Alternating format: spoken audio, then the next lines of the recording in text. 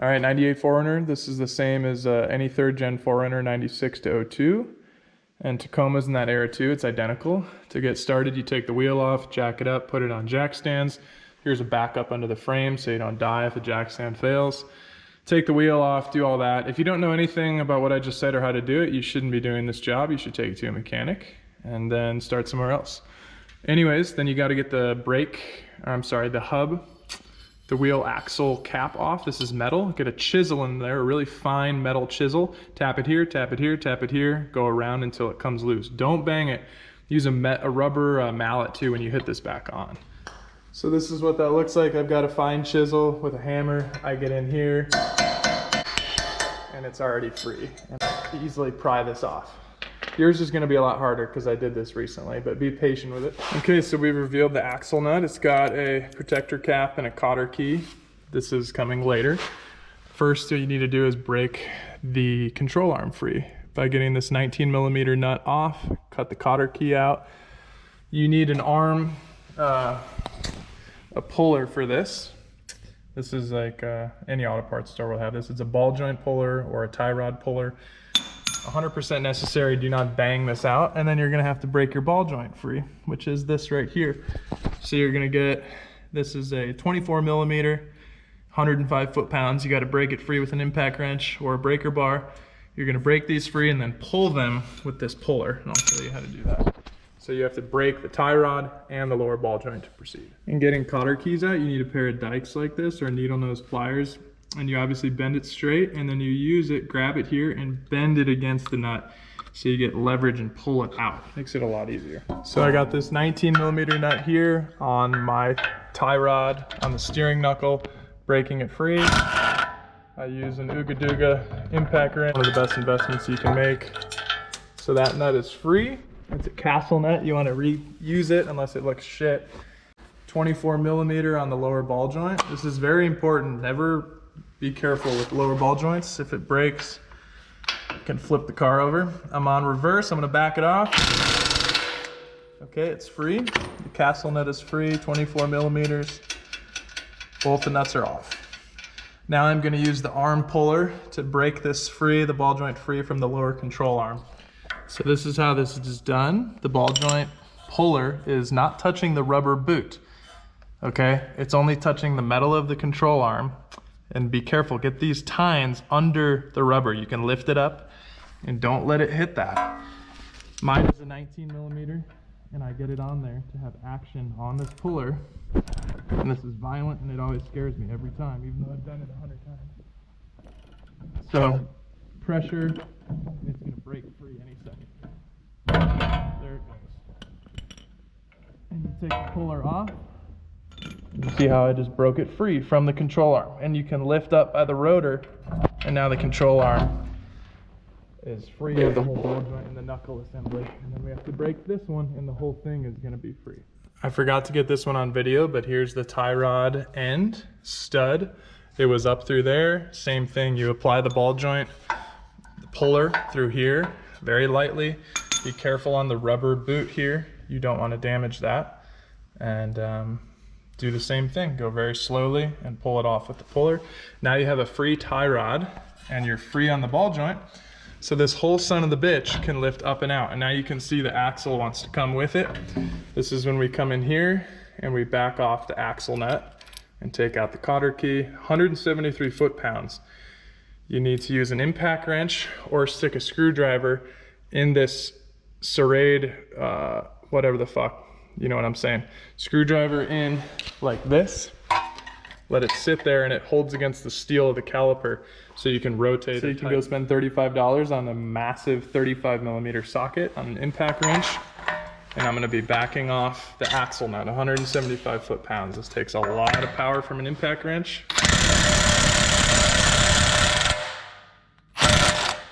And it's free. Do the rest by hand just because it's good practice. And the axle nut is free. You're gonna use a rubber mallet and push this out. This one's easy because it's fresh. Usually you have to tap this out with rubber or brass. Never use metal, ever, because you're gonna dent these threads and render this axle unusable threads. It's stupid. So lightly push it out, and then we're gonna lift this whole knuckle and safely and very carefully pull the axle out and set the knuckle to the side. Okay, so here comes the delicate part of the operation. The CV is free from the hub assembly here. We need to push it out, right? It's ready to slide out. So you lift this entire massive, the whole knuckle assembly, lower ball joint, all this, and this is gonna pull away. See this gap in here? We've got a gap. The CV is pulling out of the hub. So I'm gonna lift back, very carefully pull the splines out as I pull the knuckle away, being very careful with those splines. And you set the knuckle whole rotor assembly off to the left. I use these bungee straps, and I get it on the steering knuckle hole where the castle net was, and then I do it up front. I'll show you. I take my bungee,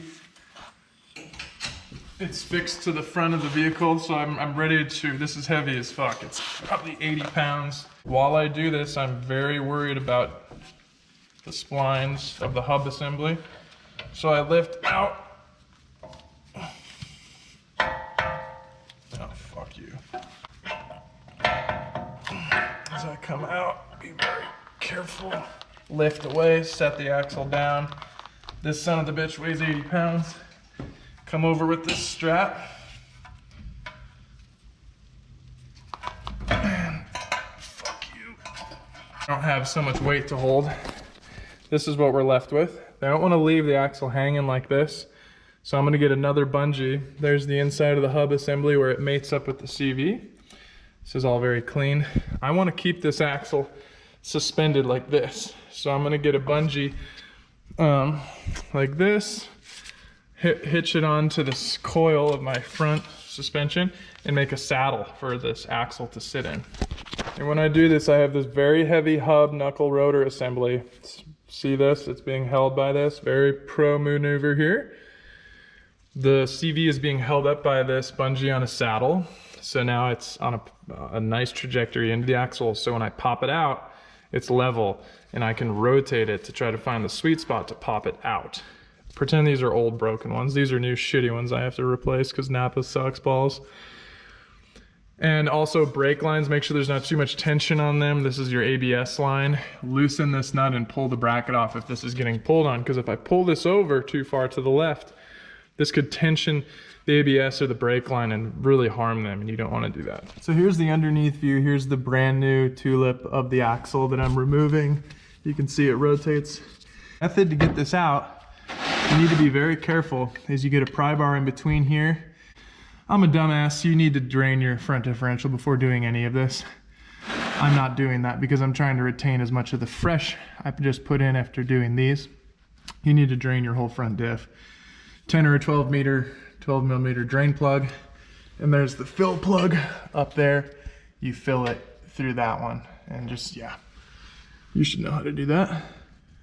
Okay, so pulling the CV axle out of the differential in there, the way to make it as easy as humanly possible, you have the tulip, let's call this the tulip, here's the dust seal. You need to get 2 pry bars and have symmetrical force against one tulip flange and the other. Symmetry, the inverse, the here and here. This pry bar here, this pry bar here, and you pry against the differential, and this is gonna come out evenly. You don't wanna, like, people bang the shit out of these. They get a screwdriver in there, bang, bang, bang. You can pop CV axles out effortlessly. Once you rotate it, find the spot, rotate it, try it again, rotate it, try it again. And you're going symmetrically with 2 pry bars. Guarantee you, you come up here from underneath and you get the 2 pry bars, one on each side, one over there. Pry from the right and the left with symmetry, with equal force, and the CV will pop out. So when you go to put in these new CV axles, you see this open C clip? It's open. It's a clip that's shaped like a C. You want it to face down. So this is open towards us, towards the camera. So I would rotate this 180 degrees. The axle goes in that way. The C clip facing down. I have a bungee system supported on the shocks, holding the CV axle for free for me. You know, work smarter. And that when your arms get super tired from trying to hump the axle in there, you can let it sit. So line up the deal, the downward facing C-clip, and you kind of pop it in like a shoulder gently at first, hope that it goes in easily. It might get a pain in the ass, and let's work through this. Okay, I got this whole unit way more out of the way. Don't have dirty hands if you're gonna touch this. Clean your hands. It's lined up to go in. Rotate it a bit. That, oh my God. That, I'm agnostic, but praise whatever the fuck God there is. Carl Sagan, Neil deGrasse Tyson. That just popped in there. I've never had that in my life. I had my right hand here, my left hand supporting the mid shaft in between the boots. And you saw what I did. I can't believe I got it on camera. And we need to now come under here and confirm this axle is meeting the diff. And I can pull it back and forth, which is okay. About a millimeter or two. This is very normal. It's still dripping diff fluid because I didn't clean it. So see this pull out in. That's very normal. So next, the axle spline section here is going to go in the hub assembly, wheel bearing in the hub there. This is very delicate. You need to be fucking beefcake kind of Wheaties. Left arm or right arm is lifting. I grab the knuckle ball joint area. I try not to bend the brake shield, and I pull out, and my left arm is supporting, bringing it in. Be very delicate when you insert the male into the female. Let it line up, rotate it. Put some grease on here. I have just all-purpose synthetic chassis, whatever bearing grease. And I re-grease that to keep moisture out. This is your dust seal here. You don't need grease up there. And let's see how it works. Oh, whew. That was harder than it should have been. I'm trying to be as delicate as I can as the male axle comes through the hub assembly. You see where they're meeting up here? Dust shield meets up at the flange of the steering knuckle. Okay. In your right arm, you're lifting and holding this weight. Left hand is guiding the male end in, and be very careful. Pull this in all the way, get the nut on really lightly, and bring it up flush, and then next step. So to put all this back together, I want to pull this in. So this is the nut that came with. It's their 35, oh my God. This might not be a 35 millimeter. And if it's not, I'm gonna reuse. Oh my God, idiots. It should be universal. Napa, it's absurd 42 mil. I'm gonna reuse this one if it's smooth. Yeah. So I'm gonna tighten this just lightly. And this is actually, I'm watching that pull that in. I just watched it tighten. That brought the knuckle tighter into the dust shield assembly for the hub, where the axle meets the hub. So this is somewhat sound, and now I need to put my shit back together. Ball joint, or I'm sorry, tie rod, ball joint needs to go back in. I'm gonna do the ball joint first, get that down in there. You can pull down on the control arm or use your ball jack and push the control arm down. But I just lay down in my left arm, I pull this down, and I screw on the castle nut here. And don't forget, we need all brand new cotter pins on these castle nuts. This is the tie rod end. This is the 24 millimeter for the ball joint. Do not reuse your cotter pins, get brand new ones. So the next most important step here is torquing this to 105 foot-pounds. You need to torque it enough so that a cotter pin, this new cotter key, can go through. And that's usually not gonna work at 105 foot-pounds. So this is how I do it. I get in here, torque wrench is set to 105.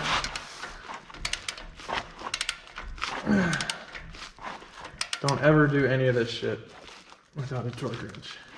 At 105, needs a tiny bit more. Yeah, right there.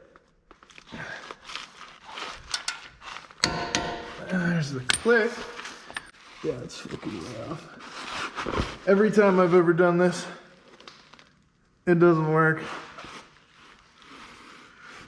Yeah, so we gotta over tighten. I'm not gonna under tighten the ball joint. It's sucks that you have to do this, but it's almost available. The cotter key, nope. And voila, see that? The cotter key right through, bend the cotter key, don't fuck with it. Same thing, tie rod is gonna be 100 and, oh fuck. What is the tie rod on? It's written on my whiteboard right there. Tie rod is 53 foot-pounds. And then you need a huge cotter key for this guy. I'm gonna put a lock on here. Toyota OEM came with this little axle star lock, whatever the heck. You're gonna tighten this to 173 foot-pounds. Don't be an idiot. The easiest way to do this, when you drop a screwdriver or anything in there, and when you tighten, the rotor is gonna hit the caliper. So I can go this way, and that stops it. So you can tighten with a torque wrench right on this. Get 173 foot-pounds, and then put your cotter key through and bend it very thoroughly. So I've tightened the tie rod end to 53 foot-pounds, the lower ball joint to 105 foot-pounds. The next final step is the very important axle nut with a 35 millimeter socket. It's 173 foot-pounds. So get your stonks going. 170 heat slots. Drop a metal object in there, like a screwdriver. You see how that just took? I don't think this hurts anything. It's metal internal rotor fin on the cast caliper, so I don't think it's a problem. And now I can go ham on this.